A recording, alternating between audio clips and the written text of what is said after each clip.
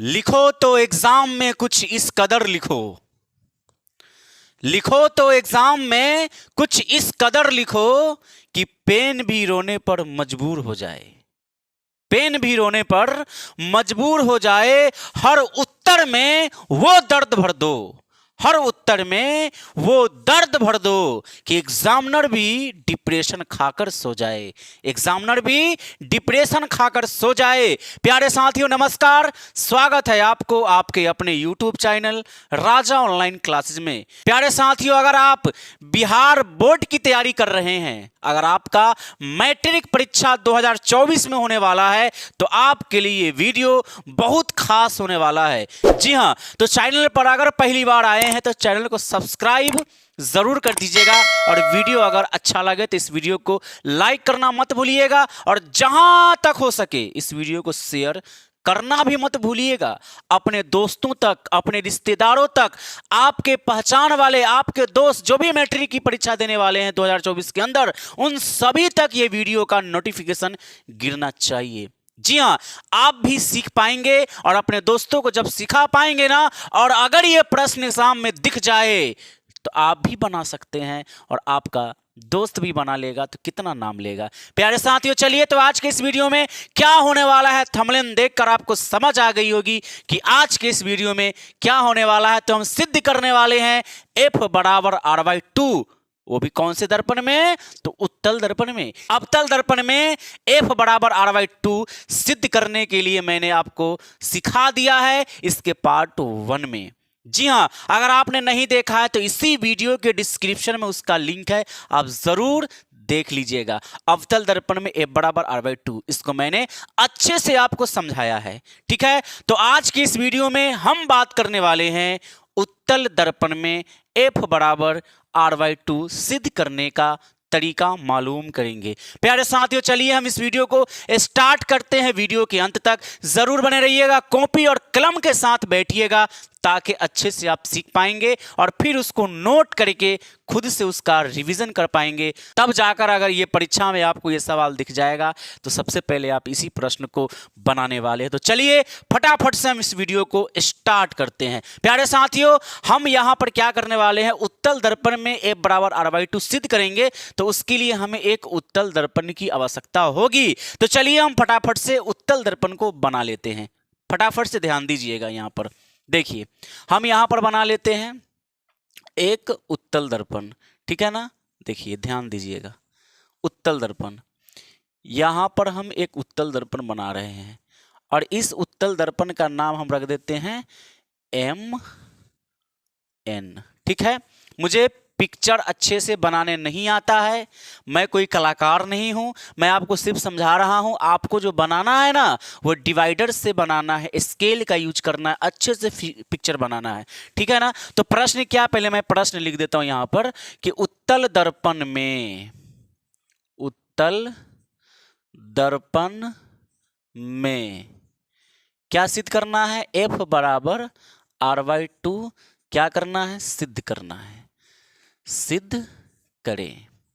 कोई दिक्कत आपको? नहीं सर, ये तो आपका हो गया प्रश्न। ये क्या हो गया? आपका प्रश्न हो गया। ये बहुत ही इंपॉर्टेंट क्वेश्चन है, या तो उत्तल दर्पण में या अवतल दर्पण में आपसे पूछेगा ही पूछेगा। ठीक है ना, चलिए तो हमने क्या किया, यहां पर एक उत्तल दर्पण बना दिया। अब क्या करना है, ध्यान दीजिएगा। हम यहां पर बनाते हैं एक प्रधान अक्ष। जैसे जैसे मैं कंस्ट्रक्शन कर रहा हूं, आपको ऐसे ही करना है। ठीक है ना, चलिए मैं यहां पर एक प्रधान अक्ष बना दिया। कोई दिक्कत आपको? नहीं। चलिए इधर इतना की जरूरत नहीं है, मैं मिटा देता हूं। ठीक है, ये कौन सा बिंदु होगा बताइए जरा फटाफट। ये ध्रुव होगा, यानी कि पोल होगा। इतना तो आपको समझ में आता ही होगा। चलिए आगे बात कर लेते हैं। अब देखिए, प्रधान अक्ष के समानांतर, प्रधान अक्ष के समानांतर हम एक आपतित किरण लेंगे। उससे पहले देखिए यहां पर क्या होगा, देखिए ध्यान दीजिएगा। यहां पर मैं बना लेता हूं वक्रता केंद्र, और ध्यान दीजिएगा जो वक्रता केंद्र होता है और जो ये ध्रुव है, तो ध्रुव और वक्रता केंद्र के बीच की दूरी क्या कहलाती है? वक्रता त्रिज्या कहलाती है। वक्रता त्रिज्या कहलाती है, और यही वक्रता त्रिज्या के आधा यानी कि मध्य में क्या होता है, तो फोकस होता है, और उसी चीज को हमको सिद्ध करना होगा, है कि नहीं है।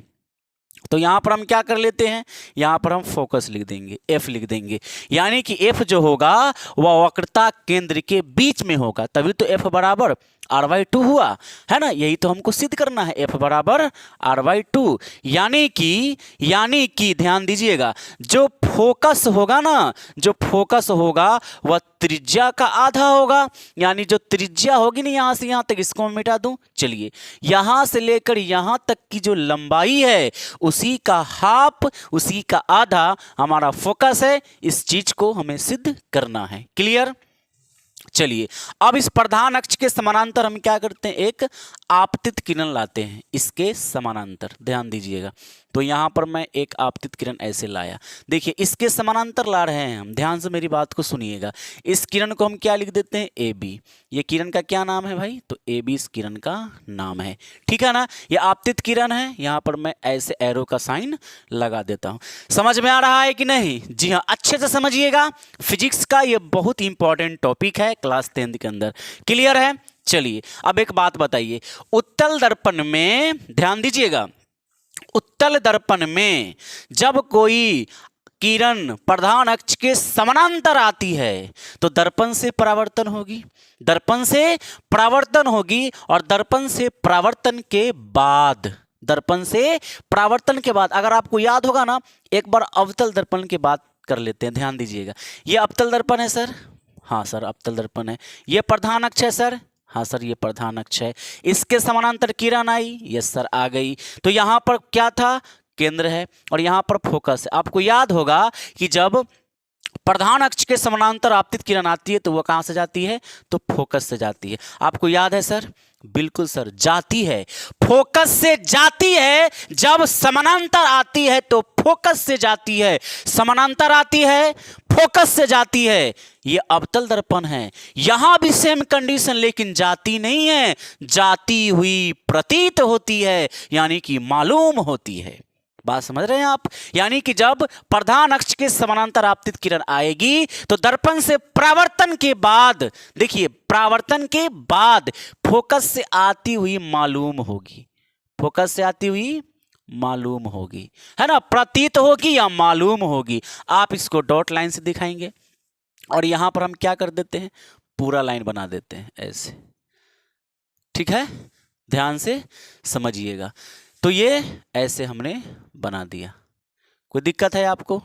नहीं सर, कोई दिक्कत नहीं है, अच्छे से हमको समझ में आ रहा है, ठीक है ना। चलिए, तो आगे बढ़ते हैं। अब हम इसको मिटा देते हैं, चलिए मिटा देते हैं।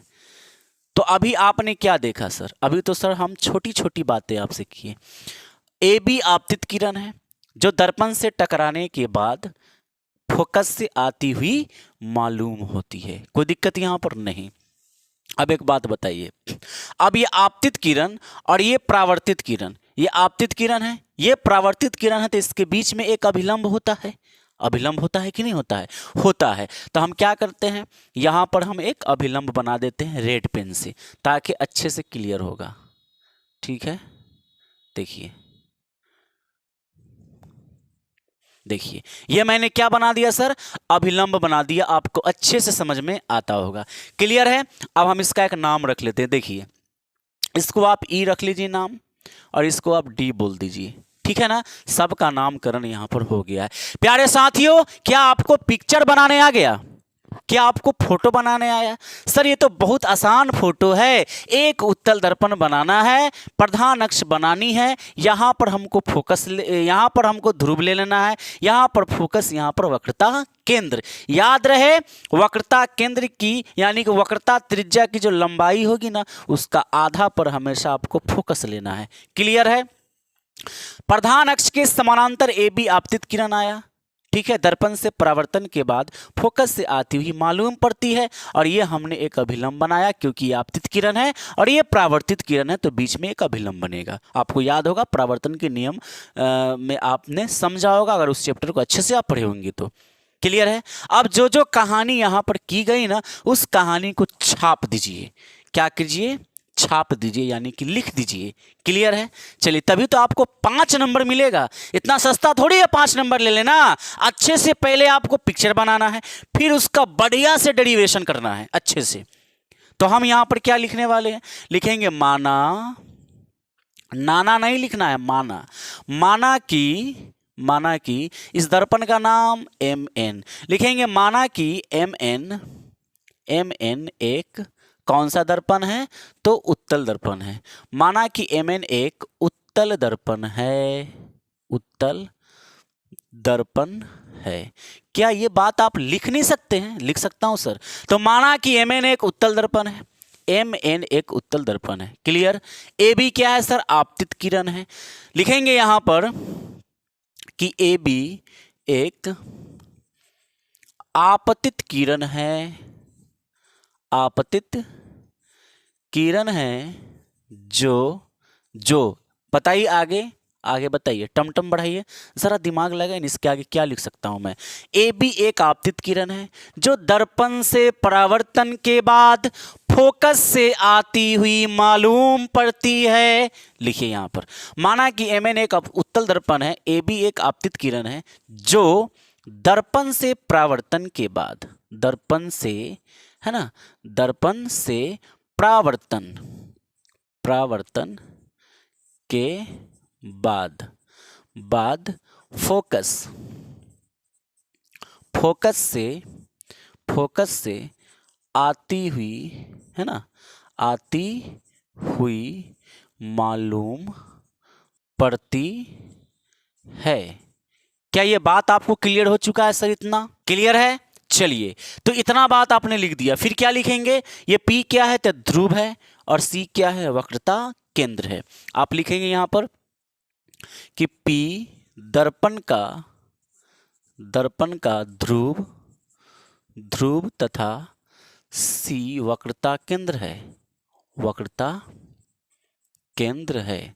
देखिए, एक बात बताता हूं, ठंडा ज्यादा है तो बेहतर होगा कि आप अच्छे से घर में रहकर किसी तरीके से बढ़िया से ठंडे वाले वस्त्र को पहनकर, है ना, उसका पूरे इंतजाम के साथ आप घर में बैठकर अच्छे से स्टडी कीजिए, खूब मेहनत कीजिए।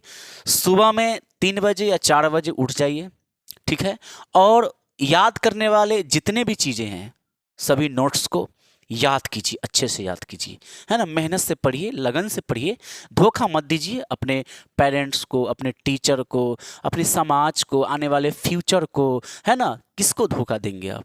ये धोखा देने से कोई फ़ायदा है आपको? कुछ मिलने वाला है? नहीं मिलने वाला है। इसीलिए आप अच्छे से पढ़ाई करें, अच्छे से मेहनत कीजिए, आपका भी नाम बहुत ऊंचा होगा और आप भी अच्छे मार्क्स ला सकते हैं। ठीक है, चलिए आगे बढ़ते हैं। तो P दर्पण का ध्रुव है तथा C वक्रता केंद्र, इतना बात आपको लिख लेना है। चलिए आगे बढ़ते हैं। अब ध्यान दीजिएगा, यहाँ पर एक बात जरा आप बता दीजिए, अगर ये आपतित किरण AB है, ठीक है ना, आपतित किरण, और ये BD अगर परावर्तित किरण है तो ये अभिलंब हो रहा है। एक बात बताइए, आपतित किरण, ये आपतित किरण है और ये अभिलंब है, तो यहाँ पर का जो एंगल बनेगा, ध्यान दीजिएगा, यहाँ पर जो एंगल बनेगा और यहाँ पर जो एंगल बनेगा, ये दोनों तो बराबर होगा, यानी आपतन कोण और परावर्तन कोण क्या होंगे? बराबर होंगे। ये आपको पता है ना जी। यानी कि अगर ये, ध्यान दीजिए, अगर आपतित किरण ये आ रही है और ये परावर्तित हो रही है तो यहाँ पर अभिलंब बनता है, ठीक है। तो यहाँ पर का I यानी कि जो आपतन कोण होता है और यहाँ जो परावर्तन कोण होता है, ये दोनों तो बराबर होते हैं कि नहीं होते हैं? होते हैं। किस नियम से होते हैं? तो परावर्तन के नियम से होते हैं। तो हम क्या कर सकते हैं कि ये वाला एंगल और ये वाला एंगल को बराबर लिख सकते हैं परावर्तन के नियम से। हमको सिद्ध करना है, तो सिद्ध करने के लिए यहाँ पर हम क्या करने वाले हैं, I और R नहीं लिखेंगे, बल्कि इसको हम लिख देते हैं कोण 1, ताकि आपको अच्छे से समझ में आएगा, और इसको हम लिख देते हैं कोण 2। ठीक है, ये कोण 1 मान लिए, इसको कोण 2 मान लिए। कोई दिक्कत है आपको? नहीं। आगे बढ़िए, नीचे आ जाइए। ये 1 हो गया, ये 2 हो गया, इसको आप कर दीजिए कोण 3, कोण 3, और इसको आप कर दीजिए कोण 4। क्लियर है? अब आप कहिएगा सर यहाँ भी तो कोण बन रहा है, तो इसके बारे में कुछ नहीं करे। देखिए, अगर आप अवतल दर्पण में सिद्ध किए होंगे ना F बराबर R/2। तो मैंने आपको बताया था कि एक त्रिभुज है, उसको मना लीजिए, उसी त्रिभुज पर सारा का सारा गेम टिका हुआ है। एक बात बताइए, यहाँ भी आपको वो त्रिभुज दिख रहा है, दिख रहा है? आप कहिएगा एगो नहीं दो गो दिख रहा है। कहाँ कहाँ दो गो दिख रहा है जरा बताइए। एगो कहिएगा कि एक तो यहाँ है ये वाला, इसको मैं मिलाकर बता दूं, ध्यान दीजिएगा ताकि आपको समझ में अच्छे से आएगा। इसको मैं पूरा मिला देता हूँ, ऐसे एक ऐसे, और ये यू जा रहा है ना, तो ये त्रिभुज BFC ये त्रिभुज बन रहा है। आप कहिएगा कि एगो त्रिभुज यहाँ भी है BPF, यहाँ भी है ना यहाँ पर। लेकिन आपको यहाँ से मतलब, इस त्रिभुज से मतलब है, आपको इस त्रिभुज से मतलब है, यानी कि ब्लैक वाले से मतलब है, ठीक है। इधर से मतलब आपको नहीं रखना है। आपको किस त्रिभुज से मतलब रखना है? तो इधर वाले पर, यानी जिधर B और C है, इस त्रिभुज से आपको मतलब रखना है। करना क्या है तो स्टेप समझिए। हम इस त्रिभुज में क्या करने वाले हैं कि 3 को और 4 को, जो कोण है ना 3, ये कोण 3 और ये कोण 4, इन दोनों को बराबर करने वाले हैं। इससे क्या फायदा होगा? तो बराबर करने से फायदा ये होगा कि अगर हम ये दो कोण को बराबर कर लिए तो गणित का रूल समझिएगा ध्यान से। अगर किसी त्रिभुज का दो कोण बराबर है, सपोज कीजिए ABC आपके पास त्रिभुज है और इसका ये कोण और ये कोण बराबर है, किसी बहाने अगर ये कोण और ये कोण बराबर, मान के चलिए कि ये 60 डिग्री है तो ये भी क्या है 60 डिग्री है, सपोज कीजिए कि ऐसा है। तो इसके सामने का भुजा ये और इसके सामने का भुजा ये भी बराबर होता है, ये नियम है ना। तो यानी कि हम लिख सकते हैं AB बराबर है किसके?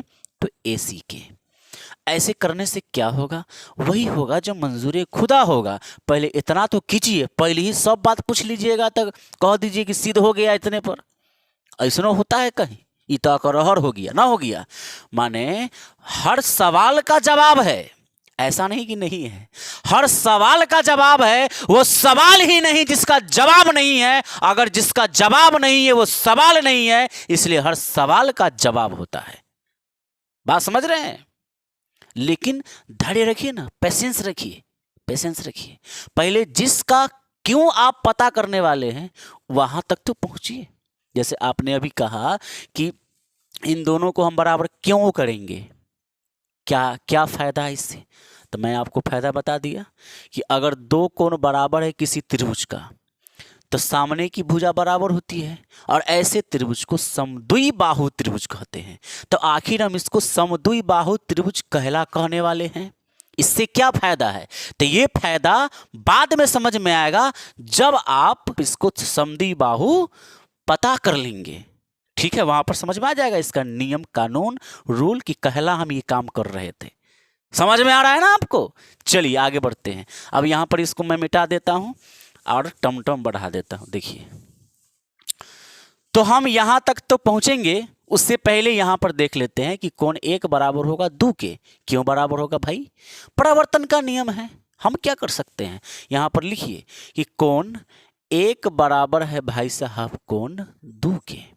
कोण 1 बराबर है 2 के, इसको आप मानिए समीकरण फर्स्ट, और ये कहला बराबर हुआ उसको लिखिए परावर्तन के नियम से, परावर्तन के नियम से, परावर्तन के नियम से, परावर्तन के नियम से ये बराबर है।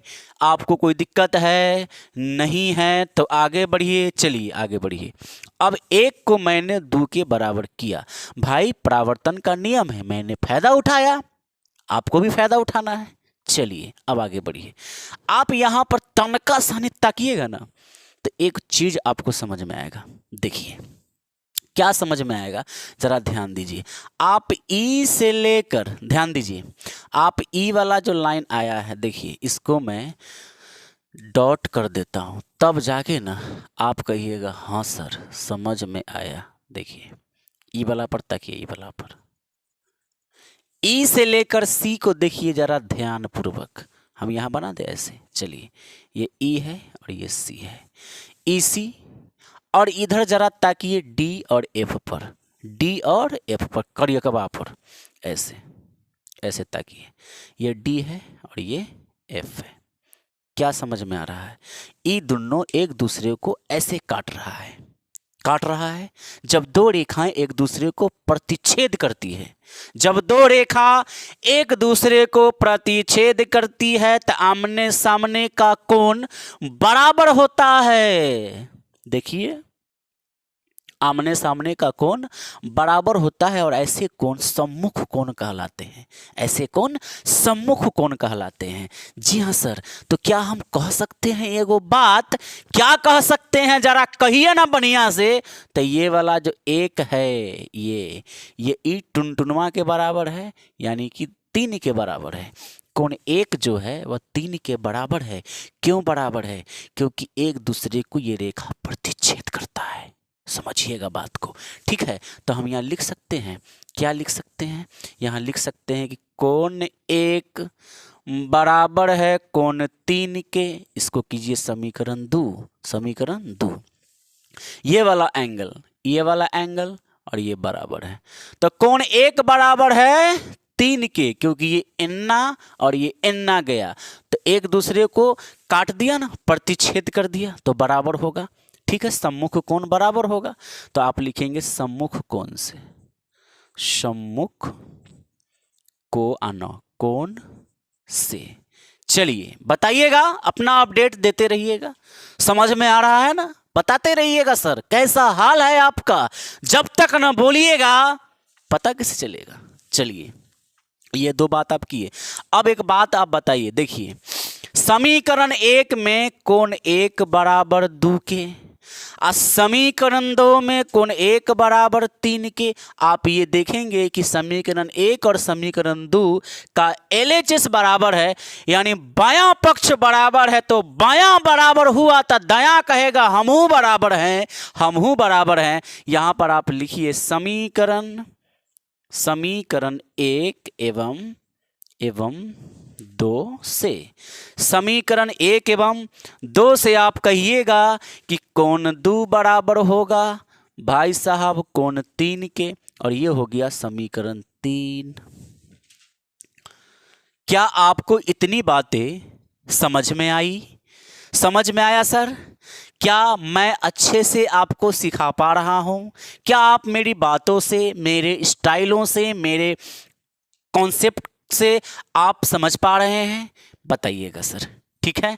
तो मैंने कोण 2 के बराबर कर लिया कोण 3 के। क्लियर है आपको? चलिए आगे बढ़ते हैं। अब देखिए जरा एक बात, एक चीज और समझिए यहां पर।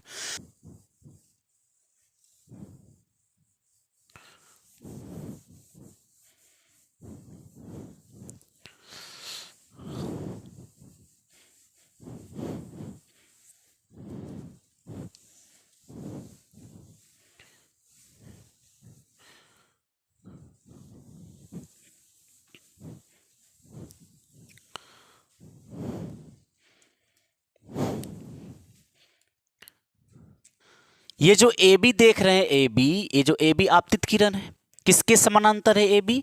तो आप कहेंगे सर पीसी के समानांतर है। बात को समझिएगा ध्यान से मेरी बात को, ठीक है ना। ए बी और पीसी क्या है? तो एक दूसरे के समानांतर हैं। हम क्या करने वाले हैं जरा ध्यान दीजिएगा। हम यहाँ पर लिखेंगे ए बी, ठीक है। यहाँ पर ए है और यहाँ पर क्या है? तो बी है। ये ए बी हो गया। कोई दिक्कत आपको? नहीं। अब ज़रा ध्यान से मेरी बात को सुनिए। अब क्या करने वाले हैं? ये जो P से C आप देख रहे हैं, PC क्या है? तो इसके समानांतर है। ध्यान दीजिएगा मेरी बात को। यहाँ पर क्या है? P है और यहाँ पर क्या है? तो C है, ठीक है। ये PC है। कोई दिक्कत यहाँ पर आपको? नहीं। देखिए ए बी पीसी के समानांतर है। अब जब 2 रेखाएं एक दूसरे के समानांतर हो, और यहाँ पर देखिए जो ई से सी गया है, ये इसको क्या कर रहा है? तो सर काट रहा है ऐसे। ध्यान दीजिएगा मेरी बात को, ऐसे काट रहा है। ये आपका ई है और ये आपका सी है, ठीक है। देखिए तो यहाँ पर जो एंगल बन रहा है और यहाँ पर जो एंगल बन रहा है वह एक दूसरे के बराबर होगा। क्यों बराबर होगा? क्योंकि ये संगत कोण है।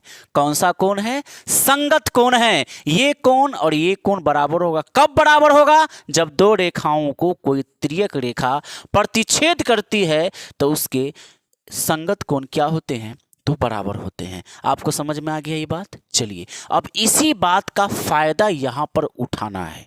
इसी बात का फायदा क्या करना है, यहाँ पर उठाना है। ठीक है, चलिए हम क्या करने वाले हैं, तो यहाँ पर हम लिखेंगे, क्या लिखेंगे कि चूंकि ए बी समानांतर है किसके, पीसी के, पीसी के। ठीक है, और उसको, है ना, उसको जो है ईसी क्या कर रहा है, ईसी, ईसी प्रतिच्छेद, प्रतिच्छेद करता है। इसी क्या करता है, तो प्रतिच्छेद करता है। देखिए कुछ भी एक्स्ट्रा बात नहीं लिखा जा रहा है, जो जरूरत का चीजें हैं वही सब कुछ लिखेंगे हम। ए बी के समानांतर पीसी और इसको प्रतिच्छेद कर रहा है ईसी, तो संगत कोण से ये कोण और ये कोण क्या होगा, बराबर। इसी चक्कर में हम ये काम कर रहे हैं। समझ में आ रहा है आपको, समझिएगा। चलिए आगे बात करें, तो अगर ए बी समानांतर है पीसी के, तो हम लिख सकते हैं इसलिए कोण दू जो है ये वाला एंगल, ये वह किसके बराबर है, 4 के बराबर है। तो आप लिखेंगे कोण दू बराबर कोण 4, समीकरण 4, और किसके कारण, तो आप लिखेंगे संगत कोण से, संगत कोण से। कोई दिक्कत यहां तक, कोई दिक्कत है? यहां तक समझने में आपको किसी भी प्रकार का कोई भी प्रॉब्लम उम्मीद करेंगे नहीं होगा। तो यहां तक आप लिख लिए। चलिए अब यहां देखिए, अगर आप समीकरण 3 को देखेंगे तो यहां है कोण दू, और यहां 4 में देखेंगे तो यहां भी कोण दू, और 3 और 4 में अगर गौर से देखिएगा तो बायां बराबर है तो दायां बराबर हो गया, बायां बराबर है तो दायां बराबर हो गया। आप लिखेंगे इसलिए समीकरण 1 एवं सॉरी 3 है ना, तो आप यहां लिखेंगे समीकरण 3 एवं 4 से, समीकरण 3 एवं 4 से। देखिए समीकरण 3 एवं 4 से RH LHS बराबर है, तो RHS क्या हो गया, बराबर हो गया। तो आप लिखेंगे कोण 3 बराबर है कोण 4 के। ये बात आपको समझ में आया? आप इसको लिखेंगे समीकरण 5, समीकरण 5। अब जरा ठहरिए और सुनिए कि मैंने क्या क्या किया। सबसे पहले हमने कोण 1 और कोण 2 को बराबर किया परावर्तन के नियम से। एकदम मेरी बात को सुनिए, परावर्तन के नियम से। कोई दिक्कत नहीं सर। फिर मैंने कोण 2 को कोण 3 के बराबर किया। क्यों किया कि जब दो रेखाएं एक दूसरे को प्रतिच्छेद करता है तो उसके आमने सामने का कोण बराबर होता है सम्मुख कोण से, जैसा कि आपको यहाँ दिख रहा होगा। तो कोण 1 को मैंने 3 के बराबर किया, तो कोण 1 बराबर 2 के और 1 बराबर 3 के, तो 1 और 2 से 2 और 3 बराबर हुआ। कोई दिक्कत? तो 2 और 3 बराबर हो गया, और 2 और 3 को बराबर किया। साथ ही साथ ये 2 जो है ना ये 4 के बराबर है। तो एक बात बताइए कि 2 है 4 के बराबर और 2 है 3 के बराबर, तो 3 4 के बराबर, 3 हो गया 4 के बराबर, समीकरण 5 हो गया। एक बात बताइए कि 3 और 4 को मैंने बराबर किया। मैंने आपको बताया था ना कि सारा खेल इस त्रिभुज का है, सारा का सारा खेल इस त्रिभुज का है। इस त्रिभुज को मना लीजिए। आप बताइए कि दो कोण को आपने बराबर कर लिया। समीकरण 5 से आप कह सकते हैं कि ये त्रिभुज जो है BFC यह एक समद्विबाहु त्रिभुज है। क्यों समद्विबाहु त्रिभुज है? क्योंकि इसका दो कोण बराबर है तो सामने की भुजाएं भी बराबर होगी, और ऐसा करते ही आपका उत्तर आ जाएगा। आपका उत्तर आ जाएगा जी। देखिए ना, तो आप क्या लिखेंगे? आप लिखेंगे कि अतः त्रिभुज BFC, त्रिभुज BFC एक समद्विबाहु त्रिभुज है। देखिए सम माने बराबर, द्वि माने दूगो, सम माने बराबर, द्वि माने दूगो, बाहु माने भुजा। जिस त्रिभुज की दो भुजा समान होती है, बराबर होती है, उस त्रिभुज को हम समद्विबाहु त्रिभुज कहते हैं। एक बात बताइए एक बात जरा बताइए, इस कोण के सामने का भुजा FC और इस कोण के सामने का भुजा BF एक दूसरे के बराबर होगा, क्योंकि ये त्रिभुज समद्विबाहु त्रिभुज है। आपको समझने का प्रयास कीजिए, यहाँ ध्यान दीजिए कि अगर आपके पास ये त्रिभुज है, ठीक है, यहाँ एंगल है, यहाँ एंगल है, जो कि बराबर है एक दूसरे के। अगर BC के बराबर है तो इसके सामने का भुजा AC और इसके सामने का भुजा AB इक्वल होगा। अतः यह त्रिभुज समद्विबाहु त्रिभुज है। क्या आपको यह बात समझ में आया? तो हम इसी का फायदा उठाएंगे अभी, ठीक है। चलिए आगे बढ़ते हैं।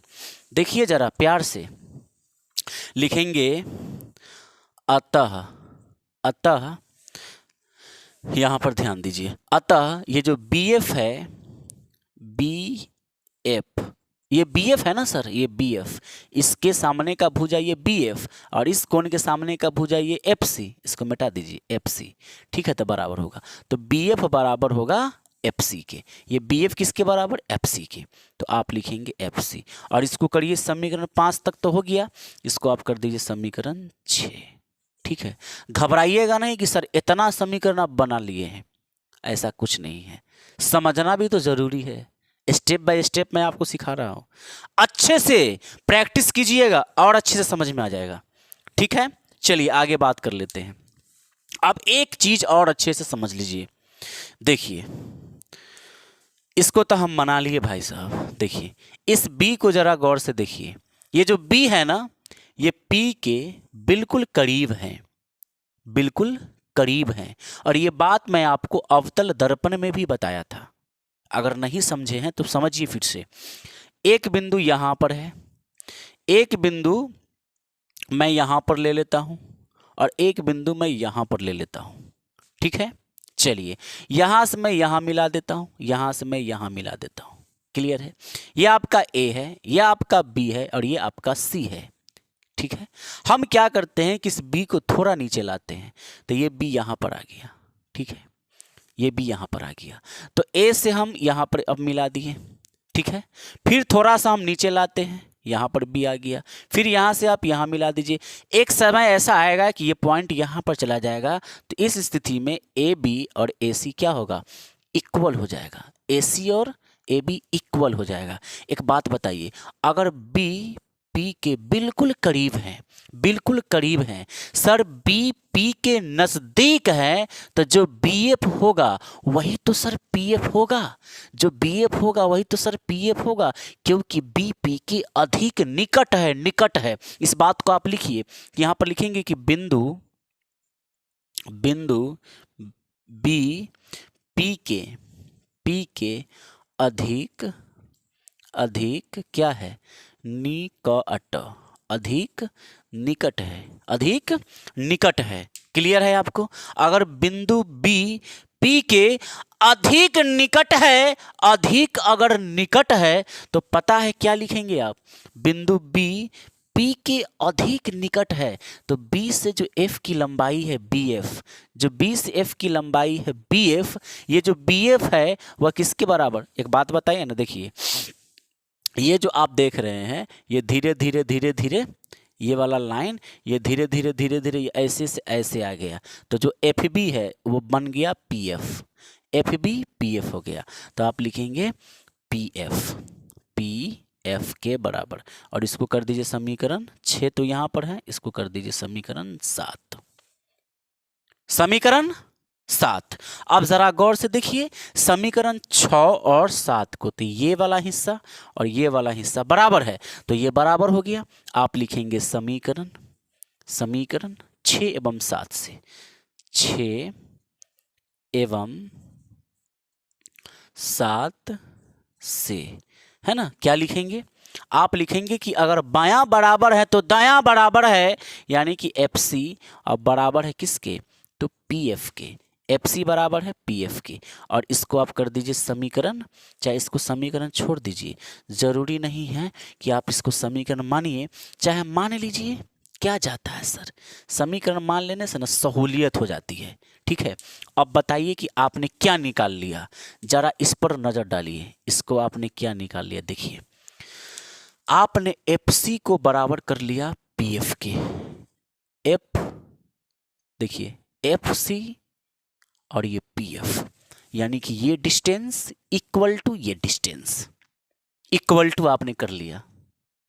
अब आपका उत्तर आपके बहुत करीब है। अब आपका उत्तर आपके बिल्कुल करीब है सर। थोड़ा सा ध्यान लगाना है, भटकना नहीं है। क्या आपको इतनी बातें समझ में आई अच्छे से? सबसे पहले क्या किया गया, ध्यान से अगर समझेंगे तो सारा खेल किसका है, इस त्रिभुज का है। अगर मैं इस त्रिभुज के कोण को बराबर नहीं करता तो भुजा बराबर नहीं होता, और अगर भुजा सर बराबर न होता तो ये बी पी के निकट लाकर भी हम बराबर नहीं कर सकते थे। कर सकते थे? नहीं कर सकते थे। इसीलिए सारा खेल किसका है, तो इस त्रिभुज का है, इस त्रिभुज का सारा खेल। तो दिमाग में आपको यही चीज एडजस्ट करना है कि चाहे दर्पण अवतल हो चाहे दर्पण उत्तल हो, आपको खेल किसका खेलना है, त्रिभुज का खेल खेलना है। और त्रिभुज के इस कोण को बराबर करने के लिए आपको काम करना है, बस इसी पर फोकस करना है। फिर देखिए ना कैसे आंसर आता है। बस दो तीन बार प्रैक्टिस कर लीजिए, उसके बाद देखिए आप यहाँ तक पहुँच जाएंगे। आगे बढ़ते हैं। हो सकता है कि यहाँ पर आपको दिखता नहीं होगा, हम क्या करते हैं ना, इस चीज को मिटाते हैं यहाँ पर, ठीक है। यहाँ तक इसको नहीं मिटाएंगे, ये मिटा देते हैं, जो यहाँ पर लिखा हुआ है इसको हम मिटा देते हैं और यहाँ पर करते हैं। चलिए तो इसके आगे का प्रोसेस मैं करता हूँ, ध्यान दीजिएगा। एक बात जरा आप बताइए, ये जो P से लेकर C की लंबाई PC है, ये पूरा PC है ना सर, PC। एक बात बताइए कि यहाँ पर P है और यहाँ पर क्या है, C है। तो ये पूरा PC क्या है, PC। इसके बीच में F है, इसके बीच में क्या है, F है। ये पूरा PC क्या, मैं आपसे अगर पूछूं कि पूरा PC क्या है तो आप कहेंगे PF और प्लस में FC है। ये पूरा का पूरा PC क्या है, ये पूरा का पूरा PC क्या है, यहाँ से यहाँ, तो आप कहेंगे P से लेकर F प्लस F से लेकर C है, यही ना आप कहेंगे। चलिए मैं इस चीज को यहाँ पर लिखता हूँ, अच्छे से ध्यान दीजिएगा। देखिए मैं क्या लिखता हूँ, ये PC क्या है, यहाँ पर हम लिखेंगे कि चूंकि PC जो है वह क्या है, तो P से लेकर F और प्लस में F से लेकर C है, F से लेकर C है, यानी PF प्लस FC बराबर PC है। सीधा मतलब समझे। चलिए अब बताइए एक चीज, ये PC को PC ही रहने दीजिए, बराबर PF का मान, देखिए यहां पर PF का मान क्या है, FC है, FC। अब यहां पर आप देखिएगा तो PF का मान, PF के जगह पर आप FC रखेंगे कि FC के जगह पर आप PF रखेंगे। यहां पर बच्चे कंफ्यूज हो जाते हैं कि हम हटाएं किसको, PF को रखें और FC को हटा दें, या FC को रखें और PF को हटा दें। यानी PF के जगह पर हम FC रख दें या FC के जगह पर हम PF रख दें, यहां पर कंफ्यूज हो जाता है, और जिसका नतीजा है कि गलती होना एकदम 100% है। देखिए दम धैर्य बना के समझिए, PF क्या है, P से लेकर F, ध्रुव से लेकर फोकस की दूरी फोकस दूरी कहलाती है। ध्रुव से लेकर, ये ध्रुव है ना और ये फोकस है, तो ध्रुव से लेकर फोकस की दूरी फोकस दूरी कहलाती है। बात समझ में आ रहा है, यानी F कहलाती है। और एक बात बताइए, आपको सीधी क्या करना है, F बराबर R/2, यानी F तो आपको हर हाल में लाना है, यानी कि PF को बचाना है, PF को बचाना है। और FC को काहे नहीं बचाना है, क्योंकि फोकस से लेकर वक्रता केंद्र की दूरी क्या कहलाती है, बताइए जरा। क्या ये आपको चाहिए, नहीं चाहिए, यानी कि फोकस चाहिए। और P से लेकर C क्या होता है, वक्रता त्रिज्या। ध्यान दीजिए, P से लेकर C क्या होता है, ध्रुव से लेकर वक्रता केंद्र की लंबाई वक्रता त्रिज्या कहलाती है, और ध्रुव से लेकर फोकस की दूरी फोकस दूरी कहलाती है। और आपको पता होगा चिन्ह परिपाठी के अनुसार सभी दूरियां ध्रुव से मापी जाती है। समझ में आ रहा है आपको। चलिए, इसलिए हटाना किसको, ये तो समझ गए आप, यानी PF को बचाना है तो FC को हटा दीजिए, तो आप लिखिए PF और इसको आपने ऐसे लिख दिया प्लस। FC का मान यहां से उठाइए, क्या है FC का मान क्या है, PF है। आप यहाँ पर लिख दीजिए PF। इसको कहाँ से लिखे, समीकरण 8 से। तो यहाँ पर लिख दीजिए समीकरण 8 से हमने इसका हजामत किया है। समीकरण 8 से हमने इसका हजामत किया है। अब जरा देखिए PC को आप क्या लिखिएगा, तो सर ध्रुव से लेकर वक्रता केंद्र की दूरी अभी आप बताएं क्या होती है, तो वक्रता त्रिज्या R लिख दिए। और PF मिलकर 2 PF हो गया, 2 PF। R अपने जगह पर शैतान है, 2 अपने जगह पर ये भी शैतान है। और PF, P से लेकर F की दूरी क्या होगी, तो सर फोकस होगी। एक बात बताइएगा, P से लेकर F की दूरी फोकस दूरी, यानी कि आप यहाँ F लिखेंगे तो ये R और ये गुना वाला आ गया बट्टा में, और यहाँ आ गया F। ये आपका हो गया सिद्ध, प्रूव्ड। बस खेल खत्म। कई मिनट का काम है, मुश्किल से 3 से 4 मिनट। 4 मिनट में 5 नंबर। बताइए ऐसा कोई हिसाब है जो 3 मिनट मेहनत किए और 5 नंबर आपको आ गया। समझ रहे हैं आप। इसको आप ऐसे भी लिख सकते हैं ना, F बराबर R/2। कभी कभी फंसाने के लिए आपको ऐसे ही लिखल रहेगा, एक नीचे 1 है तो R का गुना 1 से कीजिएगा तो R, और इसका गुना इससे तो 2F। कभी कभी ये भी दे देता है ऐसन वाला। तो आप समझ जाइएगा, इतना तो समझदार है ये ना। जब इतना काम आप अगर कर सकते हैं तो ये क्या है, ये क्या है बताइए, तो कुछ नहीं है। चलिए प्यारे साथियों, उम्मीद करेंगे आपको ये प्रश्न समझ में आया होगा। उत्तल दर्पण में F बराबर R/2, इससे पहले अवतल दर्पण में F बराबर R/2 को हम सिद्ध किए हैं। प्यारे साथी, उम्मीद करेंगे कि आपको आज का ये वीडियो समझ में आया होगा, पसंद आया होगा। उत्तल दर्पण में अब आप आराम से F बराबर R/2 को सिद्ध कर लेंगे। बिहार बोर्ड मैट्रिक परीक्षा में आपको ये प्रश्न जरूर देखने को मिल सकता है 2024 के अंदर। तो ये VVI क्वेश्चन बन सकता है आपके एग्जाम बोर्ड के लिए। तो इसको अच्छे से याद करने के लिए, इसको अच्छे से समझने के लिए और प्रैक्टिस की ज़रूरत है। इसको जितना चाहे आप प्रैक्टिस कर लें उतना अच्छा आपके लिए हो जाएगा। तो मिलते हैं आपके साथ एक नेक्स्ट वीडियो में। अगर चैनल पर पहली बार आए हैं तो चैनल को सब्सक्राइब ज़रूर कर लीजिएगा। वीडियो अच्छा लगा तो इस वीडियो को लाइक करके शेयर ज़रूर कर दीजिएगा। मिलते हैं आपके साथ एक नए वीडियो में, तब तक के लिए जय हिंद, जय भारत, वंदे मातरम।